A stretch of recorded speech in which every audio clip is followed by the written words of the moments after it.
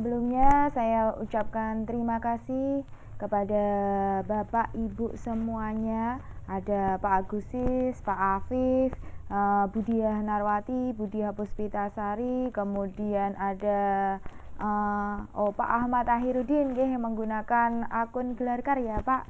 Oke, tidak apa-apa. Kemudian ada Pak Komari, kemudian ada Pak Anto ya, Gundartono Rahmanto. Kemudian ada siapa lagi ini? Bu Santi, ya, Bu Santi Laksitasari. Kemudian ada Bu Siti Robiatun, ada Bu Retnowati, Bu Yuni Kuntari yang sudah meluangkan waktunya untuk mengikuti kegiatan desiminasi saya pada hari ini, hari Sabtu tanggal 29 Juli tahun 2023 yang berkaitan dengan penerapan budaya positif di sekolah kita. Nah, di sini saya sebagai salah satu CGP Angkatan 8 Kabupaten Grobogan, saya memiliki tugas untuk berbagi praktik baik tentang budaya positif yang sudah sempat saya laksanakan dan beberapa materi yang saya peroleh ketika mengikuti kegiatan CGP ini terkait materi penerapan budaya positif. Nah, konsep intinya apa toh di materi budaya positif ini? Yang pertama itu ada teori kontrol, kemudian disiplin positif, kemudian materi yang ketiga itu motivasi perilaku manusia, kemudian ada yang keempat yaitu hukuman dan penghargaan, kemudian yang kelima posisi kontrol guru, keenam kebutuhan dasar manusia, ketujuh keyakinan kelas, kedelapan segitiga restitusi. Nah, ini materi-materi yang berkaitan dengan budaya positif dan yang akan kita bahas pada sore hari ini. Nah, yang pertama yaitu materi teori kontrol yang dicetuskan oleh salah satu psikiater yang bernama Dr. William Glasser. Dr. William Glasser, dia mengibaratkan dalam teori kontrol ini adalah menggenggam tangan. Ketika kita menggenggam tangan, kemudian ada teman kita berusaha untuk bisa membuka tangan, siapakah yang paling berkuasa? Apakah orang yang ingin membuka tangan Bapak Ibu semuanya atau bahkan kita sendiri yang sedang menggenggam tangan? Coba Bapak Ibu silakan tuliskan di kolom komentar, siapakah yang paling berwenang, siapakah yang paling berkuasa yang menggenggam tangan kita, yang saat ini kita sedang menggenggam tangan kita, apakah bisa dibuka atau tidak? Oke, Bu Yuni Kuntari sudah ada catatannya, yaitu yang bisa membuka ya diri kita sendiri, betul. Oke, dilanjutkan Bu Retnowati. Ya, nggih. Ya, ternyata benar apa yang sudah dituliskan oleh Bu Retnowati dan Bu Yuni Kuntari, bahwa yang bisa membuka tangan ini hanya diri kita, ya, bukan orang lain.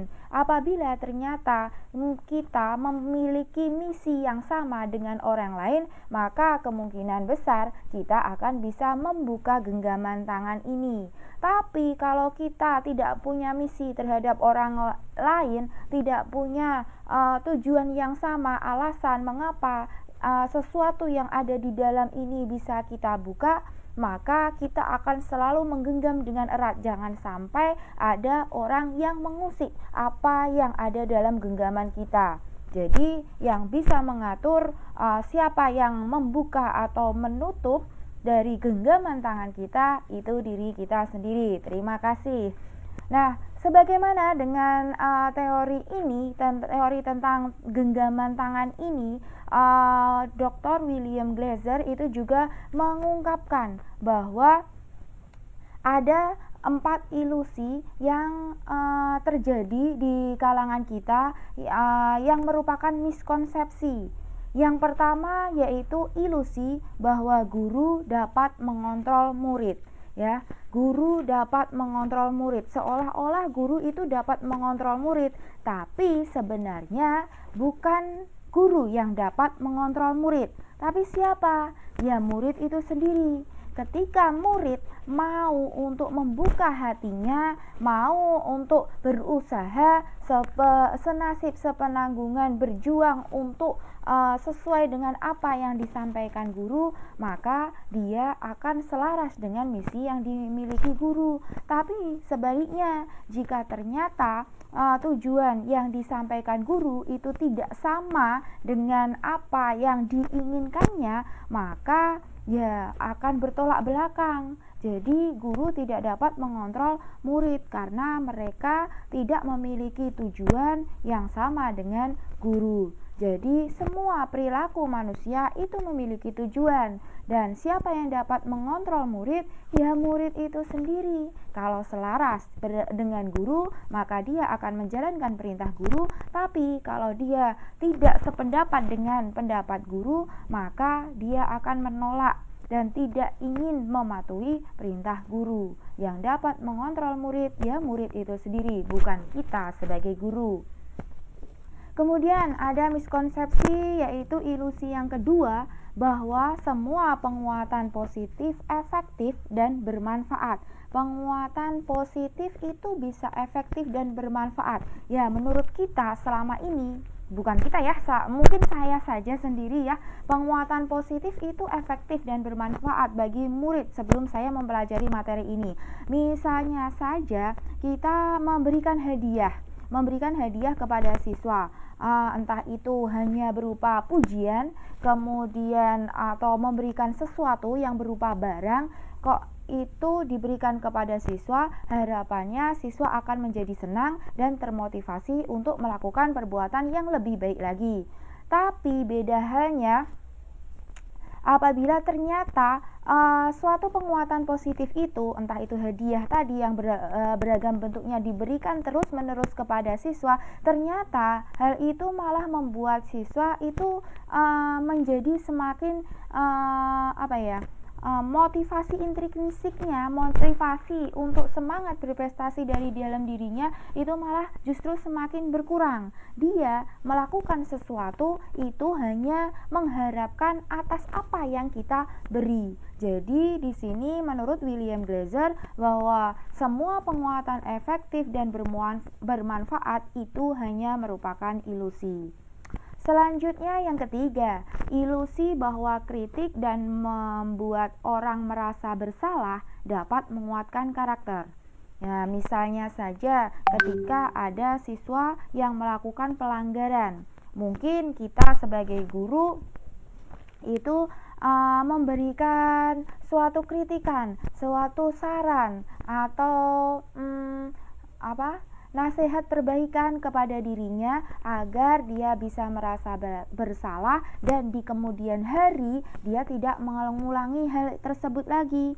Tapi ternyata yang seperti itu merupakan salah satu identitas gagal. Kenapa? Karena apabila kita terus-menerus membuat siswa itu merasa bersalah, ya mungkin sekali dua kali tidak apa-apa, tapi jika terus-menerus lama-kelamaan siswa itu akan merasa semakin minder, merasa tidak percaya diri, merasa dirinya seolah-olah menjadi orang yang paling bersalah di sini. Maka tidak boleh kita memberikan kritik, membuat orang yang merasa bersalah untuk menguatkan karakter, karena itu hanya merupakan ilusi belaka. Selanjutnya yang keempat, menurut William Glasser, ilusi bahwa orang dewasa memiliki hak untuk memaksa.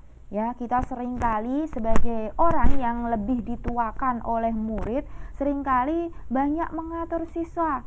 Ayo silakan tugasnya dikerjakan. Ayo silakan ambil pungut sampah yang ada di sana. Nah, misalnya seperti itu. Padahal mungkin beberapa siswa itu melaksanakannya bukan ke atas karena hati nuraninya, tapi justru karena ada perasaan terpaksa, mungkin ada rasa takut ya. Jadi yang seperti ini sangatlah tidak efektif dan memberikan efek yang kurang baik untuk jangka panjangnya. Selanjutnya Yang kedua, materi yang kita akan pelajari yaitu tentang disiplin positif. Nah, kita sering sekali mendengarkan kata disiplin.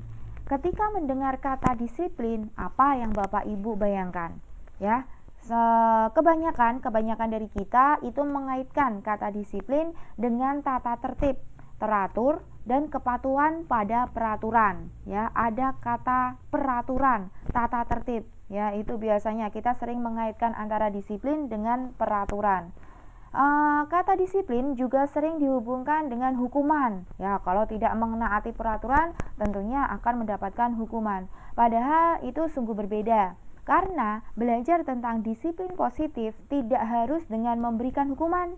Justru itu adalah salah satu alternatif terakhir kita kalau misalnya suatu peraturan yang sudah dibuat, yang telah disepakati kurang diindahkan oleh siswa. Dan kalau perlu, hukuman itu sebaiknya tidak perlu digunakan kalau bisa. Nah, kenapa kok hukuman sebaiknya dihindari dalam kehidupan kita sehari-hari?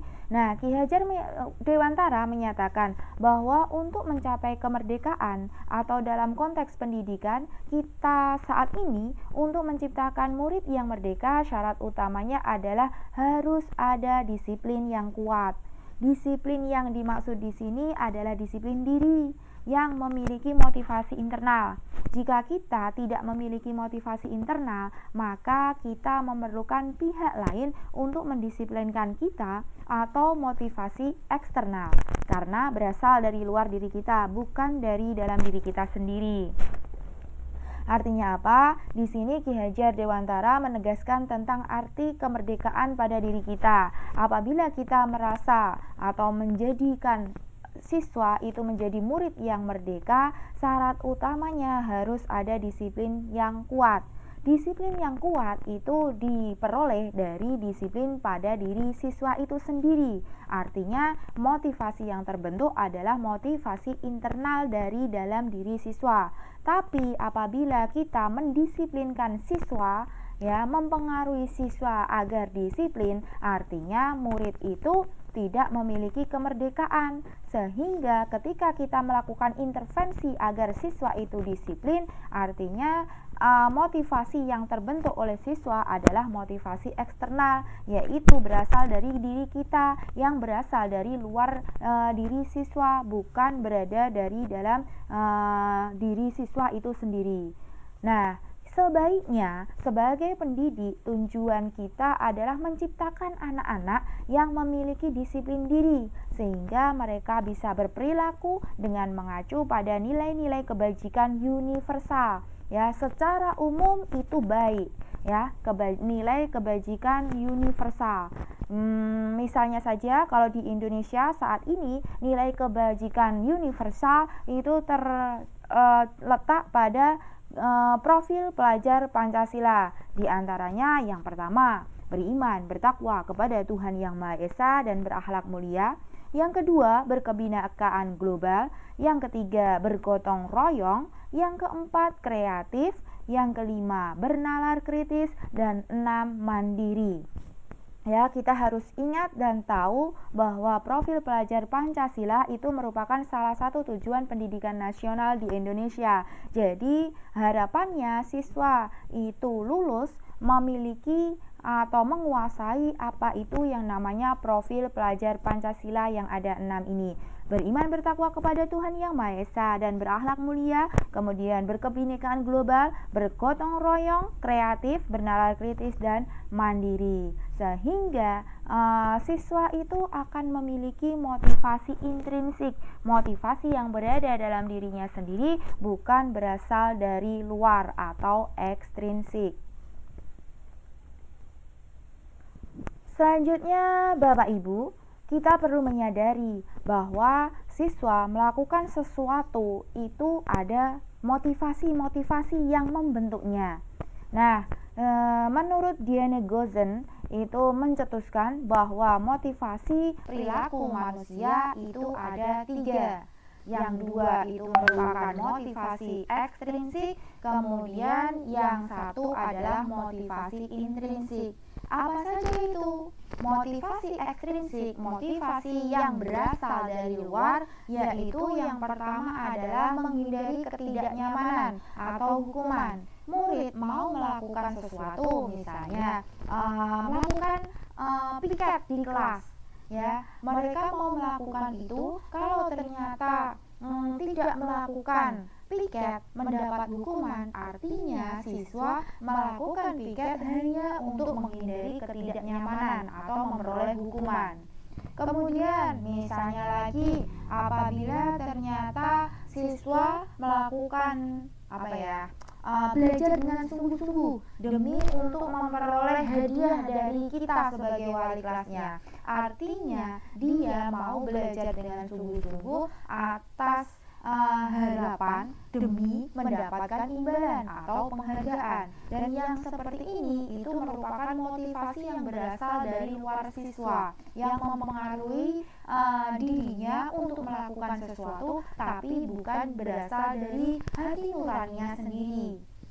Harapannya kita bisa mengubah motivasi ekstrinsik ini untuk menjadi motivasi intrinsik. Artinya siswa mau melakukan piket, siswa mau melakukan belajar dengan sungguh-sungguh itu demi menghargai dirinya sendiri sesuai nilai yang diyakini. Misalnya merasa bertanggung jawab atas beban yang sedang ditanggungnya, karena piket dan belajar itu tanggung jawab pribadi, bukan karena ada hukuman, bukan karena ada iming-iming imbalan sesuatu dari Bapak Ibu wali kelas. Jadi harapannya siswa kita itu lebih memiliki motivasi intrinsik dalam berperilaku. Selanjutnya terkait hukuman dan penghargaan. Nah, hukuman dan penghargaan. Ya, kita sering sekali mendengar ini, hukuman itu dibebankan kepada siswa yang melakukan kesalahan, kemudian penghargaan biasanya diberikan kepada siswa-siswi yang sudah berprestasi. Dan perlu kita ketahui, dari materi CGP ini saya juga sempat merasa dilematis karena sering melakukan ini, tapi ternyata dampaknya memang kurang baik bagi siswa kita. Mari kita cermati bersama. Penghargaan maupun hukuman adalah cara-cara mengontrol perilaku seseorang yang menghancurkan potensi untuk pembelajaran yang sesungguhnya. Masya Allah, ternyata penghargaan itu tidak selamanya bagus, tidak selamanya efektif dalam pembelajaran siswa. Begitupun hukuman. Dalam pendisiplinan diri siswa, ternyata hukuman dan penghargaan itu posisinya sama, dapat menghancurkan potensi untuk pembelajaran yang sesungguhnya. Penghargaan efektif jika kita menginginkan seseorang melakukan sesuatu yang kita inginkan dalam jangka waktu pendek. Misalnya saja, kita memberikan hadiah kepada siswa yang bisa aktif di dalam kelas, misalnya dengan memberikan bintang prestasi. Nah, itu siswa mau aktif di dalam kelas hanya karena ingin mendapatkan bintang prestasi. Selebihnya, kalau tidak ada bintang prestasi, mereka akan menjadi ogah-ogahan. Oleh karena itu, bintang prestasi itu hanya bisa memotivasi semangat belajar siswa, keaktifan siswa hanya dalam waktu jangka pendek saja, bukan dalam jangka panjang.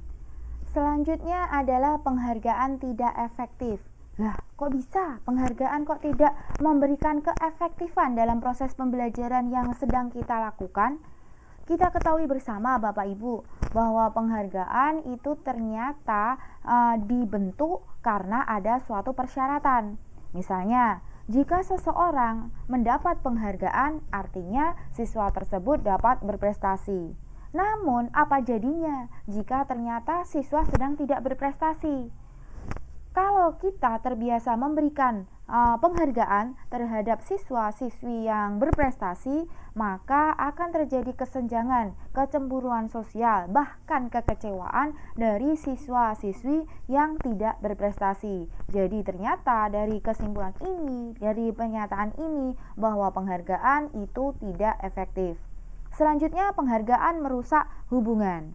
Nah, Jika ternyata kita sering memberikan penghargaan kepada siswa yang sering berprestasi, ternyata penghargaan itu mampu merusak hubungan. Artinya, mungkin di antara siswa akan terjadi persaingan ekstra ketat ataupun ada iri-irian, kemudian ada motivasi dari siswa untuk membuat guru menjadi senang, akhirnya mereka menjadi siswa-siswi yang tidak jujur. Kemudian karena ada persaingan, ketidakjujuran seperti ini, kehidupan mereka menjadi merasa cemas dan yang tidak mempunyai kesempatan, atau misalnya mereka sudah sadar diri bahwa mereka berada di posisi yang terendah, mereka akan justru sangat kecewa. Ngapain sih saya berusaha, wong saya sudah berusaha semaksimal mungkin, saya tidak bisa menggapai teman-teman yang lebih luar biasa dari saya. Mereka akan menjadi insecure. Jadi penghargaan mampu juga merusak hubungan. Kemudian penghargaan mengurangi ketepatan. Nah, biasanya siswa-siswi yang bekerja keras dalam belajar, tapi dalam rangka untuk memperoleh penghargaan, mereka berlomba-lomba demi kecepatan, tapi mereka mengabaikan ketepatan. Bahkan selanjutnya, penghargaan juga menurunkan kualitas. Karena saking terburu-burunya ingin lebih baik daripada teman-temannya, ingin dapat mengumpulkan tugas sesuai waktu yang ditentukan atau bahkan lebih cepat daripada teman-temannya, ini justru dapat menurunkan kualitas, bahkan mematikan kreativitas. Yang penting mengumpulkan, tapi mereka tidak ada ide-ide yang lebih kreatif dikarenakan waktu yang mereka coba untuk selesaikan dengan lebih cepat dibandingkan waktu yang seharusnya. Selanjutnya, penghargaan menghukum. Artinya bagi siswa-siswi yang merasa kurang mampu untuk mengejar teman-temannya yang mampu, mereka akan merasa seperti dihukum, akan merasa seperti tersiksa karena mereka sebenarnya ingin mendapatkan penghargaan juga, tapi ternyata mereka masih belum mampu selama itu. Nah, ini hal-hal yang ternyata kelihatannya penghargaan itu efektif dalam proses pembelajaran, ternyata ada dampak negatif juga bagi siswa-siswi kita yang harus kita perlu cermati dan hati-hati dalam memberikan penghargaan, karena penghargaan bisa jadi bersifat seperti hukuman, yaitu dapat menghancurkan potensi untuk pembelajaran yang sesungguhnya. Kemudian kita juga perlu mengetahui adanya posisi kontrol guru. Posisi kontrol guru itu ada 5 macamnya. Yang pertama yaitu sebagai penghukum, yang kedua ada pembuat rasa bersalah, yang ketiga ada sebagai teman, kemudian yang keempat sebagai pemantau, dan yang kelima yang terakhir yaitu manajer. Nah, mari kita bahas satu-satu Bapak Ibu. Jangan bosan ya. Yang pertama yaitu penghukum. Nah, mungkin kita sering sekali, kita lagi. Mungkin saya saja nggih Bapak Ibu nggih. Oh, ternyata teman-teman juga. Oh ya. Nah, penghukum. Nah, kita sering sekali untuk mengantisipasi bagaimana siswa itu mau mengikuti apa yang kita mau, ya akhirnya kalau mereka melanggar atas apa yang kita mau tadi, akhirnya kita memberikan suatu hukuman secara sepihak tanpa ada kesepakatan kepada siswa untuk melakukan sesuatu yang mungkin itu bisa menyakiti hati ataupun fisik si murid. Kemudian sekolah juga memerlukan sistem atau alat yang dapat lebih menekan murid, biasanya juga seperti itu. Hanya ada satu cara agar pembelajaran bisa berhasil, yaitu cara kita. Jadi hanya bersifat sepihak, cara kita yang paling bagus. Padahal masih ada cara-cara lain yang lebih bagus daripada cara kita. Misalnya kita sering mengatakan, patuhi aturan saya, awas ya kalau tidak mau. Nah, kata-kata seperti itu saja itu juga termasuk kategori posisi kontrol guru sebagai penghukum. Apalagi kalau misalnya, ayo lari keliling lapangan. Nah, memberikan hukuman yang tidak sesuai dengan pelajaran kita misalnya, lari keliling lapangan. Kalau saya guru matematika disuruh lari keliling lapangan, apakah ada kaitannya? Kalau misalnya guru penjaskes beda lagi ya, Pak Anto ya. Nah, kalau Pak Anto meminta siswa, apabila ada siswa yang terlambat masuk ke kelas Pak Anto, kemudian Pak Anto meminta mereka untuk melakukan lari keliling lapangan, itu masih sinkron, karena lari keliling lapangan bisa jadi digunakan sebagai sarana untuk pemanasan fisik sebelum mengikuti kegiatan olahraga. Tapi beda halnya dengan saya, ketika saya mengajarkan matematika, kok ada siswa saya terlambat, kemudian saya meminta mereka itu melakukan lari keliling lapangan ataupun push up 10 kali, kan kurang bagus ya. Itu artinya saya sedang memberikan hukuman kepada mereka, bukan merupakan konsekuensi. Kemudian pembuat rasa bersalah ya, pembuat rasa bersalah itu biasanya dilakukan oleh Bapak Ibu guru yang bersuara lebih lembut, menggunakan keheningan yang membuat orang lain tidak merasa nyaman, merasa bersalah, bahkan merasa rendah diri. Kemudian murid yang diperlakukan seperti ini, mereka akan memiliki penilaian yang buruk terhadap dirinya sendiri. Mereka merasa menjadi diri yang kurang berharga bagi gurunya. Kemudian mereka merasa bahwa yang dilakukan tadi akan mengecewakan Bapak Ibu gurunya. Contoh yang biasa dilakukan itu mungkin dari kata-kata kita. Nah, Ibu merasa kecewa sekali atas apa yang kalian lakukan. Berapa kali Bu Nia katakan harus beritahu. Nah, seperti itu juga sudah merupakan ucapan kata-kata yang bisa membuat siswa merasa bersalah. Nah, itu posisi kontrol guru apabila kita menjadi guru yang membuat rasa bersalah bagi murid kita. Selanjutnya, posisi kontrol guru sebagai teman. Nah, kalau jadi teman, jelas ya, kita sebagai teman bagaimana caranya agar siswa bisa terbuka kepada kita, kemudian kita berusaha untuk tidak menyakiti murid, namun berupaya mengontrol murid melalui kegiatan persuasi ya, ajakan-ajakan.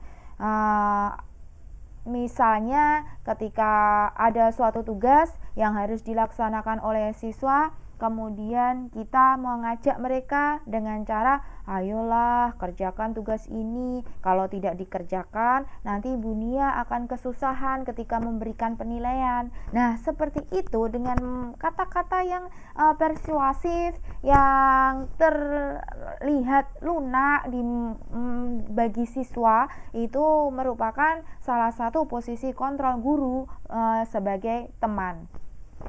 Namun Bapak Ibu perlu cermati, ketika kita memposisikan diri kita di hadapan siswa sebagai teman, ternyata itu tidak selamanya baik. Karena apa?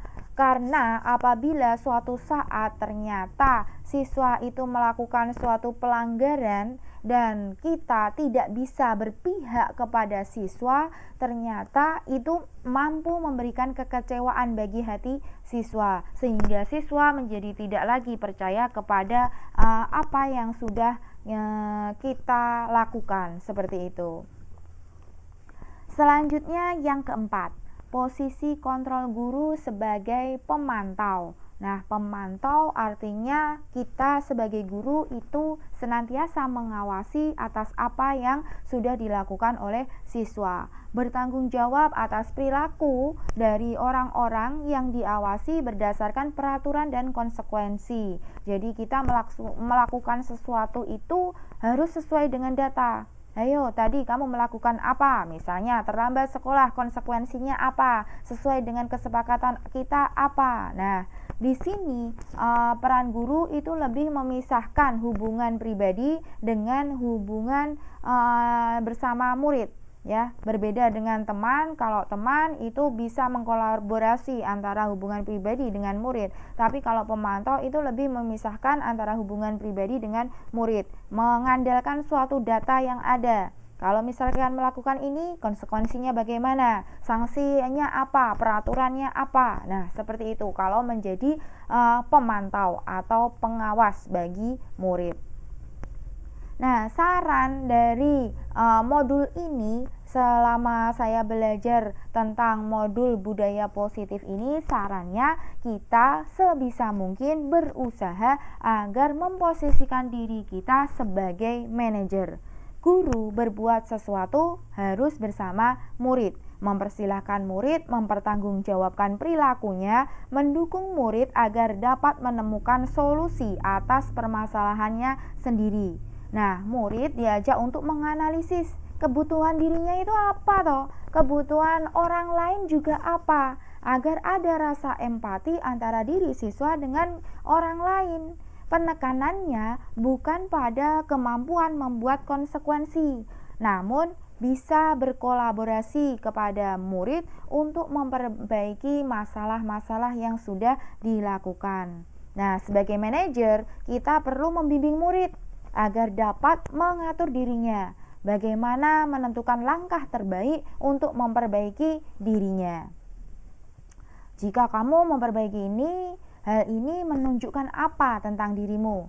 Apa rencana kamu setelah memperbaiki hal ini? Nah, misalnya seperti itu untuk posisi kontrol sebagai guru, sebagai manajer ya, untuk posisi kontrol sebagai manajer. Masih semangat Bapak Ibu? Ya, oke, kita lanjut ke materi berikutnya, yaitu kebutuhan dasar manusia. Nah, sebagai manajer, kita kan tadi diminta untuk menganalisis ya dari permasalahan siswa, dan siswa menganalisis kebutuhan dasar dirinya dan kebutuhan dasar orang lain. Nah, kebutuhan dasar dirinya maupun kebutuhan dasar orang lain itu merupakan salah satu kebutuhan dasar manusia. Macamnya ada berapa kebutuhan dasar manusia? Nah, tidak hanya murid, tidak hanya guru, semua manusia pasti memiliki kebutuhan dasar. Nah, di antaranya yaitu yang pertama, mereka memiliki kebutuhan dasar bertahan hidup, kemudian memperoleh rasa kasih sayang dan rasa diterima. Mungkin apabila di antara kita pas pembelajaran kok ternyata ada yang rame sendiri atau malah ngantuk. Nah, seperti itu mungkin di antara mereka sebenarnya mereka sedang caper ya, mencari perhatian dari kita sebagai orang yang dituakan di dalam kelas. Mereka ingin memperoleh kasih sayang, rasa diterima ya ketika berada di dalam suatu kelas. Kemudian kebebasan ya, kebutuhan dasar manusia ada kebebasan. Mungkin ada murid kita ya beberapa kali ini kok rame pengen segera keluar dari SMA padahal belum jamnya untuk pulang. Nah, mereka sebenarnya mungkin ada beberapa perasaan untuk bebas ya, pengen segera keluar ya dari sekolah ini, pengen terbebaskan dari beban-beban yang ada di sekolah. Mungkin seperti itu ya, kebutuhan dasar manusia memperoleh kebebasan. Atau bisa jadi mereka ingin segera keluar dari SMA itu hanya untuk memperoleh kesenangan belaka. Setelah keluar dari SMA mereka bisa main-main kemanapun yang mereka suka. Nah, itu tujuannya adalah untuk memperoleh kesenangan. Kemudian kebutuhan dasar manusia yang terakhir, yang nomor 5, yaitu penguasaan. Mereka ingin sekali dihargai, mereka ingin sekali dianggap mampu atas segala sesuatu yang mereka lakukan. Nah, itu merupakan kebutuhan dasar manusia. Selanjutnya, nah untuk pembelajaran agar dapat berjalan dengan kondusif, nah kita perlu membentuk yang namanya keyakinan kelas ya. Keyakinan kelas, apa toh keyakinan kelas? Selama ini kan kita ketahui bahwa keyakinan itu semacam kepercayaan nggih Bapak Ibu nggih. Keyakinan ya, keyakinan yaitu nilai-nilai kebajikan universal yang disepakati secara tersirat dan tersurat, lepas dari tanggung jawab sebagai suku, suatu negara, bahasa maupun agama. Nah, keyakinan ini bersifat lebih abstrak daripada peraturan yang lebih rinci dan konkret. Jadi misalnya nih, ada peraturan apa ya, dilarang membuang sampah sembarangan. Nah, dilarang membuang sampah sembarangan. Berarti kan peraturannya membuang sampah. Jadi kita harus membuat keyakinan kelas yang lebih abstrak tapi bisa mengcover semuanya. Ya, misalnya tentang menjaga kebersihan, kan seperti itu. Berupa pernyataan-pernyataan universal umum. Semua manusia itu meyakini bahwa misalnya tadi menjaga kebersihan itu baik. Dibuat dalam bentuk positif, ya, kalimatnya harus kalimat positif. Jangan menggunakan kata dilarang, jangan menggunakan kata jangan, ya, itu kan kalimat, bentuk-bentuk kalimat negatif. Jadi dibuat dalam bentuk kalimat yang positif. Nah, keyakinan dalam suatu kelas itu hendaknya tidak perlu banyak-banyak, karena kalau banyak-banyak, terlalu banyak, nanti akan overload ya Bapak Ibu, untuk menghafalkannya itu malah jadi kepayahan siswa kita. Jadi jangan terlalu banyak. Dan yang terpenting juga, keyakinan kelas ini tentunya harus dapat diterapkan di lingkungan, sehingga semua warga kelas hendaknya ikut berkontribusi dalam pembuatan keyakinan kelas melalui kegiatan curah pendapat, ya, hasil mufakat atau kesepakatan dari teman-temannya dalam satu kelas. Dan yang namanya keyakinan kelas ini ya memang perlu diupdate, maka perlu ada peninjauan dari waktu ke waktu apakah masih efektif atau tidak dalam suatu kurun waktu tertentu.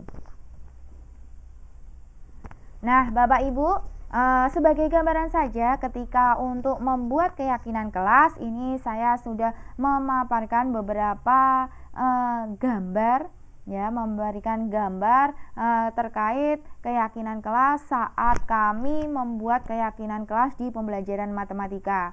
Yang pertama, saya sebagai guru itu perlu menyampaikan pengertian dan tujuan pembuatan keyakinan kelas. Kemudian membuka ruang diskusi, karena di sini masih ada beberapa siswa itu yang masih bingung membedakan antara mana yang merupakan peraturan, mana yang merupakan keyakinan kelas.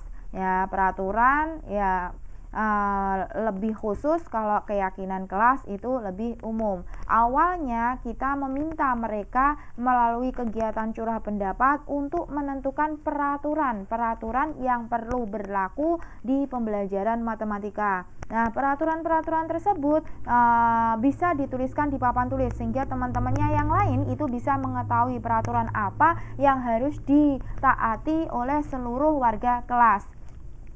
Kemudian kalau sudah peraturan yang sebanyak itu ditulis, ketua kelas bisa memandu penyusunan keyakinan kelas berdasarkan peraturan yang telah disepakati oleh seluruh warga kelas.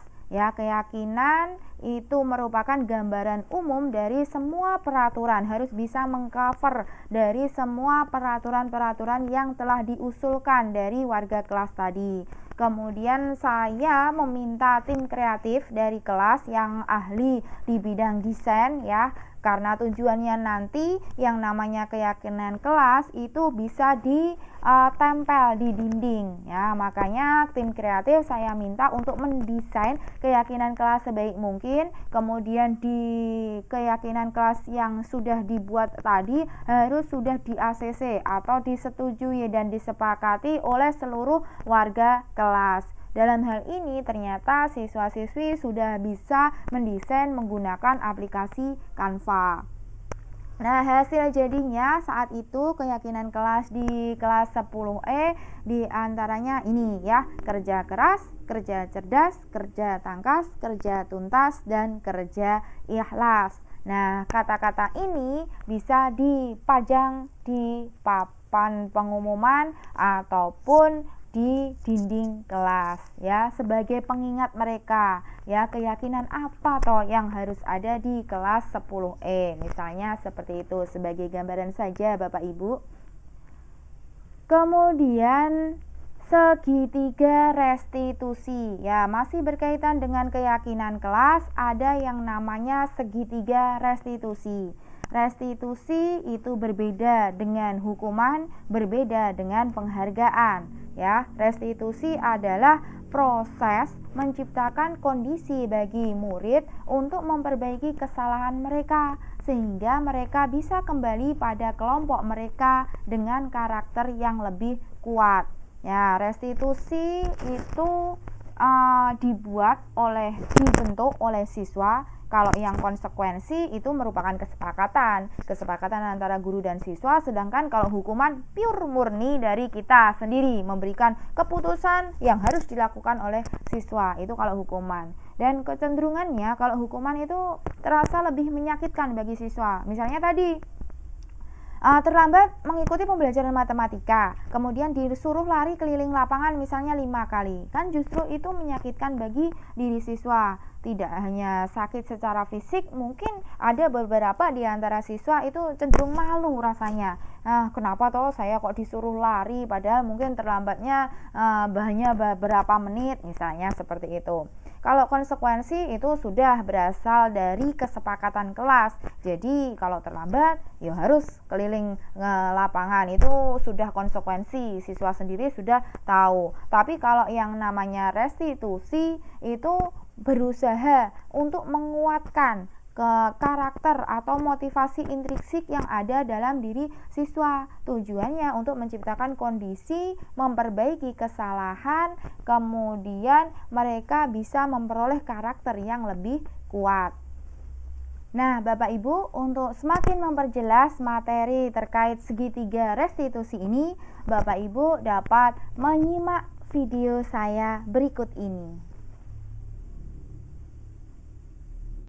Assalamualaikum warahmatullahi wabarakatuh. Bapak Ibu guru hebat, berjumpa kembali dengan video demonstrasi kontekstual saya tentang praktik penerapan segitiga restitusi. Saya Kurnia Rahman, calon guru penggerak angkatan 8 dari Kabupaten Grobogan.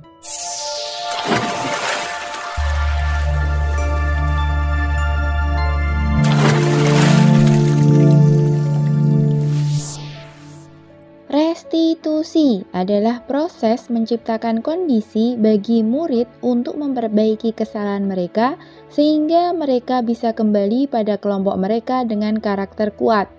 Restitusi merupakan proses kolaboratif yang mengajarkan murid untuk mencari solusi atas masalah yang ia hadapi dan membantu murid berpikir tentang orang seperti apa yang mereka inginkan dan bagaimana mereka harus memperlakukan orang lain. Restitusi membantu murid menjadi lebih memiliki tujuan, disiplin positif, dan memulihkan dirinya setelah berbuat salah.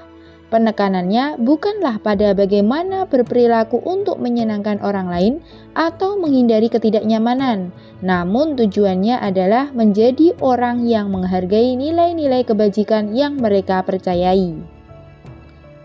Adapun yang dimaksud dengan segitiga restitusi adalah suatu proses dialog yang dijalankan oleh guru ataupun orang tua agar dapat menghasilkan murid yang mandiri dan bertanggung jawab. Tahapan segitiga restitusi ada 3. Yang pertama yaitu menstabilkan identitas, kedua validasi tindakan yang salah, dan yang ketiga yaitu menanyakan keyakinan. Contoh praktik penerapan segitiga restitusi yang pertama yaitu bertemakan tentang melakukan plagiasi dalam menyusun tugas. Nisa Aulia Ramanda, siswi kelas 10B SMA Negeri 1 Pulau Kulon menemui Bunia untuk mengumpulkan tagihan tugas sebagai syarat dapat dilantik menjadi penegak bantara SMA Negeri 1 Pulau Kulon. Nisa mengumpulkan tugas tepat waktu sesuai dengan tenggat waktu yang diberikan. Namun, setelah tugas tersebut diperiksa, Bunia menjumpai bahwa hasil tugas yang telah dibuat Nisa sama persis dengan milik teman Nisa yang bernama Putri. Berikut ilustrasinya.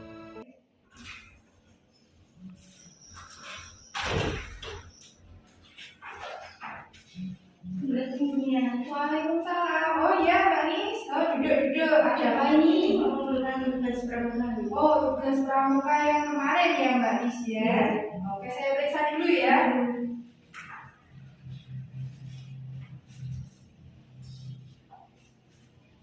Ini Mbak Nisa membuat sendiri?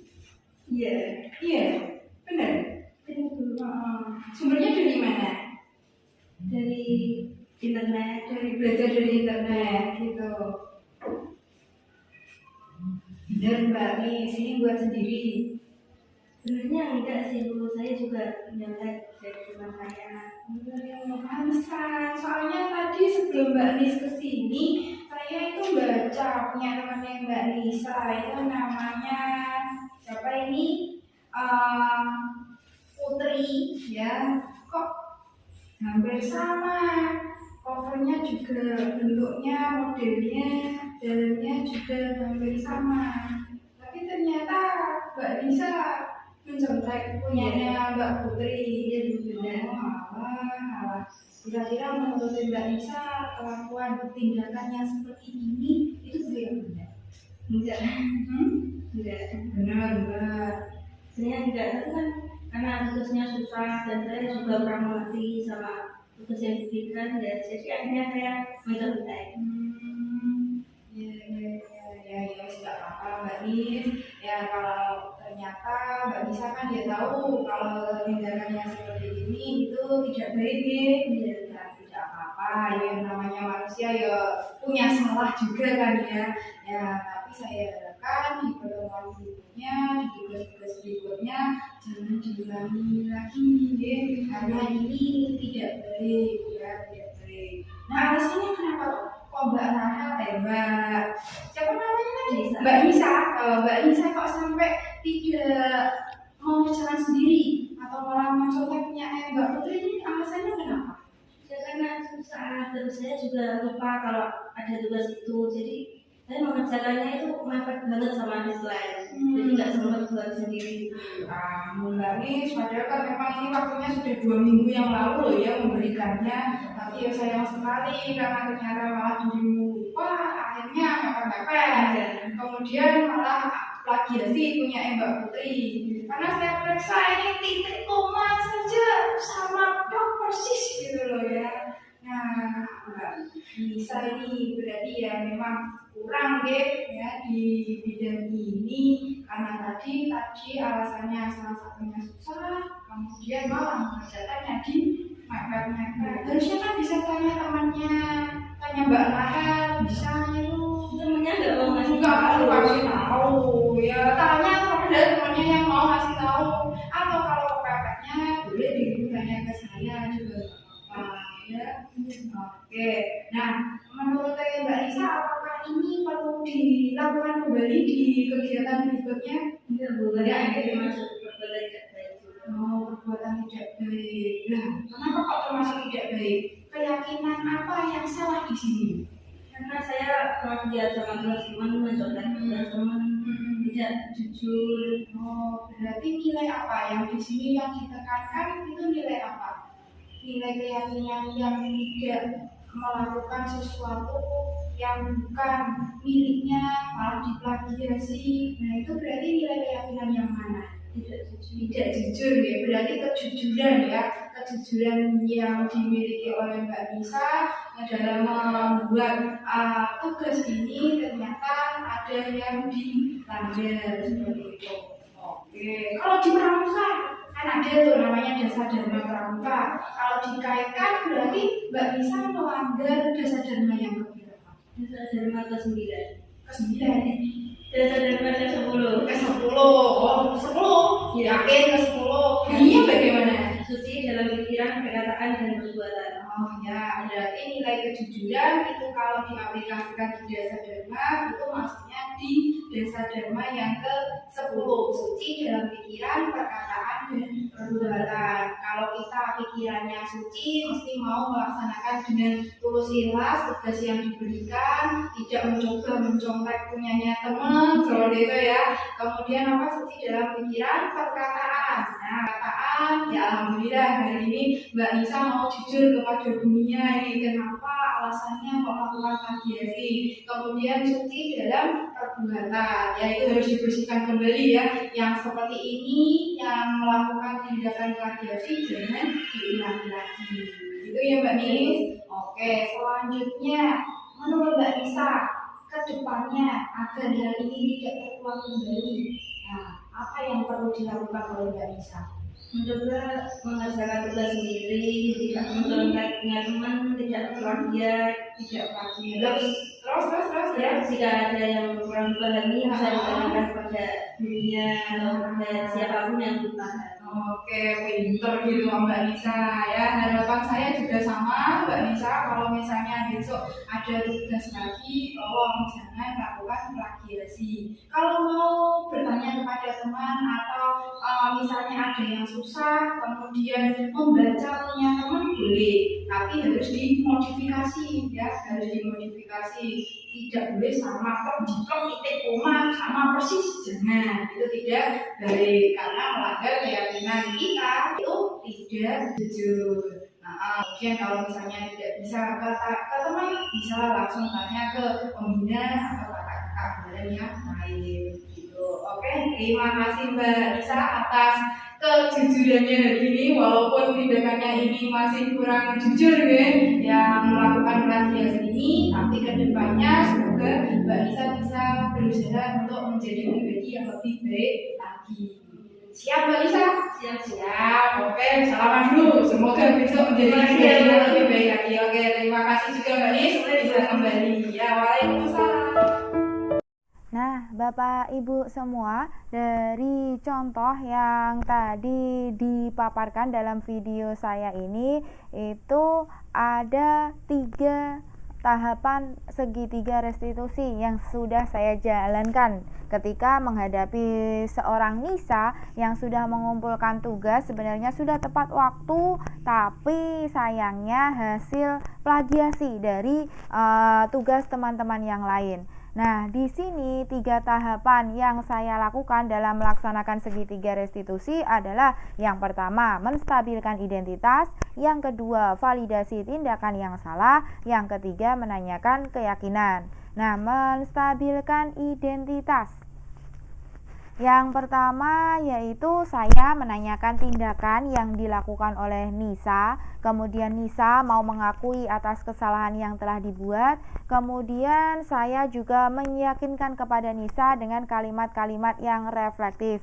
Tidak apa-apa Nisa, sayang namanya manusia itu ya sering atau pernah melakukan salah, yang penting kita mau untuk memperbaiki kesalahan-kesalahan yang sudah kita perbuat. Kemudian tahapan yang kedua, validasi tindakan yang salah. Di sini Nisa akhirnya mau menceritakan alasan melakukan tindakan plagiasi yang sudah dilaksanakan. Kemudian Bunia juga menanggapinya dengan baik alasan atas yang Nia sampaikan itu. Kemudian Nisa pun mau mengakui bahwa yang telah dilakukan tidak sesuai dengan keyakinan atau nilai kebajikan. Kemudian yang ketiga yaitu menanyakan keyakinan. Nisa dapat menyebutkan keyakinan atau nilai kebajikan yang telah dilanggar.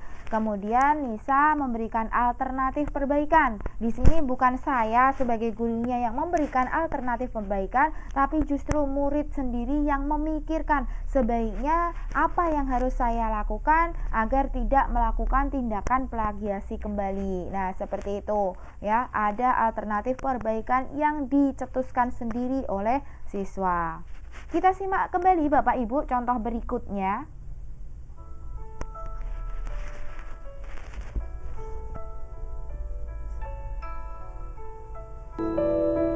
Selanjutnya, contoh praktik penerapan segitiga restitusi yang kedua, bertemakan tidak mengikuti pelantikan penegak bantara.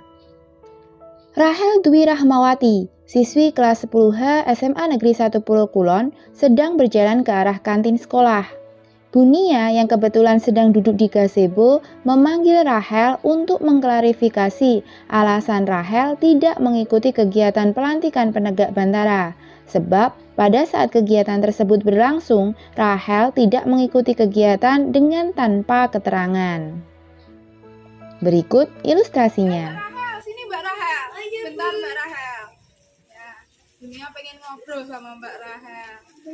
Ya. Ada apa ya Bu? Ya Mbak Rahel, kabarnya gimana hari ini? Alhamdulillah sehat Bu. Sehat ya. Tahu kenapa kok Mbak Rahel kali ini Dunia panggil? Nggak tahu Bu. Nggak tahu. Oh ya sudah. Ini sebenarnya Mbak Rahel, kemarin-kemarin saya itu dapat selentingan info dari teman-teman kakak-kakak ambulan bahwa ternyata kemarin apa ya benar Mbak Rahel itu tidak mengikuti pelantikan bandara. Oh iya Bu, benar saya tidak mengikuti pelantikan bandara.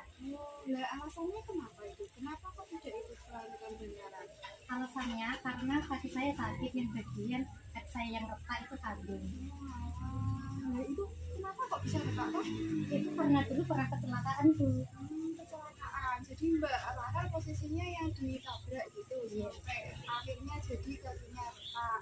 Dan kemarin pas saat pelantikan ternyata malah kambuh seperti itu. Nah, seharusnya kan Mbak Rahel itu harusnya memberitahu kepada kakak-kakak ambulan ataupun pembina biar kita juga tahu kenapa kok Mbak Rahel tidak mengikuti. Nah, kenapa kok Mbak Rahel kok tidak membuat surat izin, memberikan info, kenapa Mbak Rahel? Karena saya belum sempat membuat surat izin dan tidak ada yang di PPP Bu. Teman-temannya, tetangganya Sudah pada berangkat semua. sudah berangkat semua. Iya. Tapi kan HP-nya masih ada internetnya kan? Iya. Nah, harusnya bagaimana? Kalau misalnya ternyata punya HP, kemudian ada internetnya, apa yang harus dilakukan oleh Mbak Rahel? Seharusnya saya mengajari kakak-kakaknya lewat via chat, via WA, mengisi izin karena dia bisa berangkat pelantikan bandara. Nah, betul itu ya yang sudah diungkapkan oleh Mbak Rahel. Seharusnya kalau misalnya kita tidak bisa memberikan surat secara langsung, nah bisa sebagai alternatifnya yaitu via chat, WA. Sekarang kan kita dimudahkan ya dengan adanya teknologi. Ya, Mbak Rahel sudah tepat sekali tadi sudah mau berikan alasannya. Sudah keinginan apa atau nilai-nilai kebajikan apa yang sudah Mbak Rahel lakukan tidak mengikuti bandara ini? Tidak menjalankan tugas dengan penuh tanggung jawab. Betul sekali Mbak Rahel ya. Memang kita sebagai manusia ya memang sudah selayaknya kita menjadi pribadi yang lebih baik lagi dan mau mengkoreksi diri sendiri apabila ada kesalahan. Dan kita apabila diberi suatu amanah, suatu tugas, memang kita perlu melaksanakannya dengan penuh tanggung jawab. Ya betul, nilai keyakinan yang sudah kita yakini yaitu tanggung jawab. Tanggung jawab itu penting bagi kehidupan kita. Nah, kalau kita sebagai pribadi salah satu anggota pramuka, nah kira-kira itu termasuk dalam dasar dharma tidak ya? Termasuk. Memang dasar dharma yang keberapa itu? Kesembilan. Bunyinya bagaimana? Bertanggung jawab dan dapat dipercaya. Nah, bertanggung jawab dan dapat dipercaya masuk dalam keyakinan kelas yaitu nilai tanggung jawabnya tadi. Kemudian di dasar dharma masuk dalam nilai dasar dharma yang ke-9, bertanggung jawab dan dapat dipercaya. Selanjutnya kalau sudah Mbak Rahel sudah mengetahui alasannya, kekurangannya, pelanggarannya, kemudian keyakinan kelas yang sudah diyakini. Nah, selanjutnya menurut Mbak Rahel, bagaimana ke depannya cara untuk memperbaiki agar peristiwa ini tidak terulang kembali? Menurut Mbak Rahel, cara-cara untuk memperbaikinya bagaimana? Jadi tadi saya harus minta izin ke kakaknya lewat via WA kalau tidak bisa diberikan izin ke teman atau ke siapa. Terus itu harus tanggung jawab. Saya bisa bilang ke kakaknya secara langsung kalau saya tidak bisa datang di pelantikan bandara. Betul ya, berarti kalau misalnya besok pagi ternyata Mbak Rahel ada halangan tidak bisa ikut suatu kegiatan, jadi tetap memberikan izin ya. Kalau tidak bisa pakai surat izin ya bisa pakai WA. Kalau memang sudah bisa hadir, nah silakan segera menghubungi panitianya atau kakak-kakak anggotanya bahwa kemarin tidak bisa hadir karena ini tak dijelaskan. Jadi kita semua tidak bingung mencari-cari Mbak Rahel sebenarnya kemana, kok tidak ikut pelantikan bandara. Nah selain itu, selain melaksanakan meminta izin, selain meminta izin, apa yang Mbak Rahel lakukan? Saya siap menerima konsekuensinya dari kakak-kakak pembina atau kakak pendamping. Saya dan penuh tanggung jawab. Baik, betul sekali ya Mbak Rahel. karena memang segala sesuatu yang kita lakukan itu selalu ada konsekuensinya, entah itu baik ataupun buruk, ya tetap harus kita laksanakan dengan tanggung jawab, lakukan dengan sebaik-baiknya. Nah, besok lagi akan diulangi kembali tidak Mbak Rahel? Tidak, nggih. Ya, oke, saya tunggu ya pribadi yang lebih baik lagi dari Mbak Rahel. Siap untuk berubah? Siap, Bu. Siap, oke. Ya, terima kasih Mbak Rahel sudah memberikan konfirmasi ke Bunya. Sekarang Mbak Rahel boleh jajan. Ya, oke ya. Silakan lanjut lagi Makasih ya, nggih. Bu. Nah, Bapak Ibu semua hampir sama dengan kasus Nisa tadi yang melakukan plagiasi. Di sini ketika saya mendapati Mbak Rahel yang tidak mengikuti pelantikan penegak Bantara, di sini saya juga memanggil Mbak Rahel kemudian melakukan analisis terhadap segitiga restitusi. Yang pertama, langkahnya masih sama, yaitu menstabilkan identitas. Yang kedua, validasi tindakan yang salah. Yang ketiga, menanyakan keyakinan. Nah, menstabilkan identitas yaitu dengan cara saya menanyakan tindakan yang dilakukan oleh Rahel, kemudian Rahel mau mengakui atas kesalahan apa yang telah dibuat. Kemudian untuk validasi tindakan yang salah, Rahel menceritakan alasan melakukan membolos atau tidak mengikuti kegiatan pelantikan penegak Bantara itu sebenarnya ada apa. Kemudian saya juga memberikan tanggapan atas alasan yang sudah disampaikan dengan baik oleh Rahel. Kemudian Rahel juga mau mengakui bahwa yang telah dilakukannya itu melanggar keyakinan. Kemudian kita menanyakan keyakinan kepada Rahel, keyakinan manakah yang dia langgar. Kemudian Rahel pun memberikan alternatif perbaikan agar dapat memperbaiki kesalahan yang telah dia laksanakan. Nah, analisis penerapan dari segitiga restitusi ini merupakan jawaban dari kegelisahan kita Bapak Ibu, karena tadi ternyata hukuman maupun penghargaan itu sama-sama sangat berbahaya jika kita lakukan secara terus-menerus, akan memberikan dampak yang negatif kepada siswa dalam jangka panjang dan tidak memunculkan motivasi intrinsik dari siswa itu sendiri untuk melakukan perbaikan. Padahal harapannya kita itu bisa memberikan motivasi kepada siswa agar muncul dalam dirinya sendiri kesadaran-kesadaran untuk mengikuti segala keyakinan yang sudah dia pahami. Nah, solusinya yaitu tadi menggunakan segitiga restitusi. Yang pertama yaitu menstabilkan identitas, membuat anak untuk menjadi lebih positif. Kita menyadari bahwa yang namanya seseorang manusia itu pasti melakukan kesalahan. Hal itu tentu manusiawi, tidak ada manusia yang sempurna. Tapi alangkah baiknya kita memperbaiki kesalahan-kesalahan yang ada untuk menjadi pribadi yang lebih sempurna.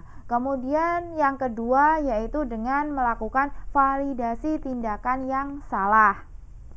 Nah, dalam validasi tindakan yang salah, ini guru membantu murid untuk mengenali 5 kebutuhan dasar. 5 kebutuhan dasar, baik itu pada dirinya sendiri maupun kepada orang lain. Misalnya tadi, kebutuhan dasarnya ada 5, Bapak Ibu, yang tadi sudah saya sampaikan bahwa kebutuhan dasar manusia itu ada 5: bertahan hidup, kasih sayang dan rasa diterima, kemudian ada kebebasan, ada kesenangan dan penguasaan. Itu perlu kita cermati bersama karena validasi kebutuhan itu berkaitan dengan kebutuhan dasar manusia. Kamu pasti punya alasan kenapa melakukan kesalahan. Kita tanyakan kepada siswa seperti itu. Apakah mereka bisa melakukan hal yang lebih baik lagi untuk kedepannya? Nah, itu kita perlu menyadarkan kepada siswa kebutuhan dasar dari diri mereka dan diri orang lain yang berada di sekitar mereka.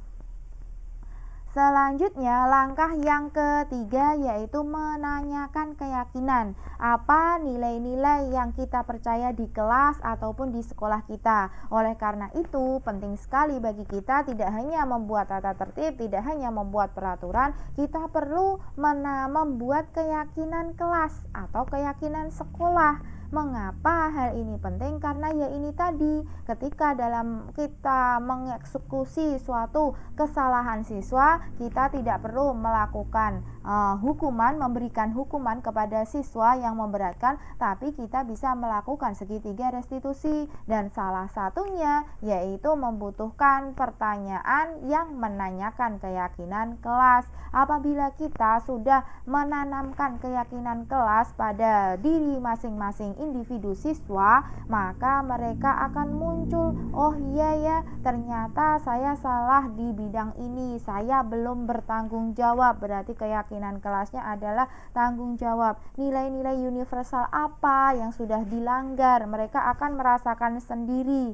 Nah, akhirnya mereka akan timbul kesadaran bagaimana cara untuk memperbaiki diri.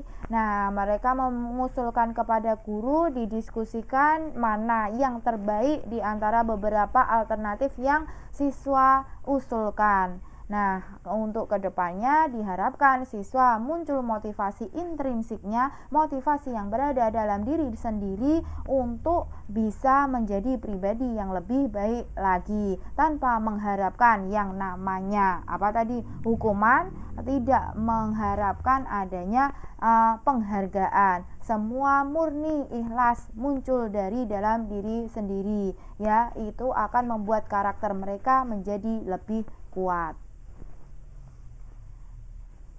Oke, kiranya itu Bapak Ibu yang bisa saya sampaikan dalam paparan saya mengenai disiplin positif. Mungkin di antara Bapak Ibu yang masih galau atau mungkin ada pertanyaan-pertanyaan yang berkecamuk dalam hati, monggo silahkan ditanyakan saja, kita bahas bersama di sini agar kita menjadi kaya akan ilmu, ya, kaya akan ilmu, karena dari suatu masalah kan kita bisa bertambah kembali ilmu pengetahuan yang kita peroleh. Oh, ternyata di kolom komentar sudah ada ini ya, dari Pak Afif nggih. Oh, Pak Afif Arfianto menanyakan, setelah mengikuti kegiatan pendidikan guru penggerak, bagaimana Bunia menyikapi reward dan punishment? Menyikapi reward dan punishment berarti hukuman dan penghargaan, mengingat masih banyak guru yang masih memberikan hukuman kepada anak saat mereka melakukan kesalahan. Oke. Selanjutnya pertanyaan kedua muncul dari Pak Komari.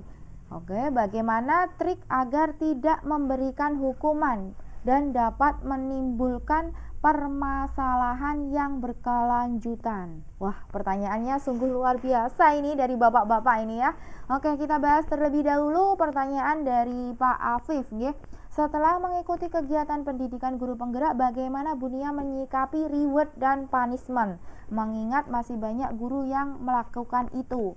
Nah, reward dan punishment. Nah, setelah kita belajar bersama tadi ya, ternyata reward dan punishment itu kurang baik bagi diri siswa. Oleh karena itu, kita perlu menggantinya dengan berbagai upaya bagaimana caranya agar dapat menumbuhkan motivasi-motivasi intrinsik dalam diri siswa. Di antaranya, kita perlu menghadirkan yang namanya tadi keyakinan kelas.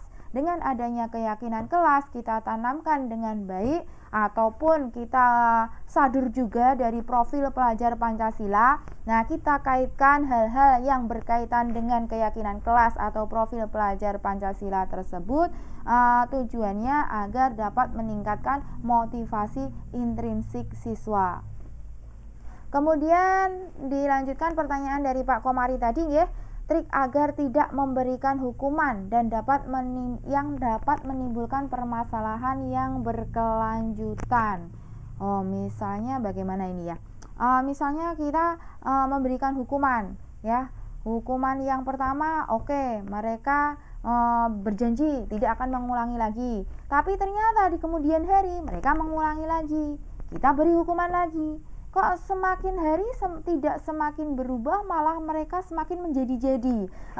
Dapat hukuman yang lebih berat seolah-olah diabaikan oleh mereka. Nah, agar tidak menimbulkan permasalahan berkelanjutan seperti ini, ya kita mulai dari diri sendiri. ya. Kita mulai dari diri sendiri, kita ubah posisi kontrol kita yang awalnya menjadi penghukum, ya, memutuskan hukuman atas diri kita sendiri, kita rubah, ya minimal menjadi teman atau menjadi pemantau. Ya, kalau menjadi teman, kita berusaha mendekati siswa, apa toh alasan yang mendasari mengapa mereka selalu membuat kesalahan-kesalahan yang serupa, padahal kita sebagai guru sudah memberikan hukuman yang ada level-levelnya. Ternyata kok seolah-olah diabaikan oleh siswa. Kita tanyakan kepada diri siswa, alasannya apa?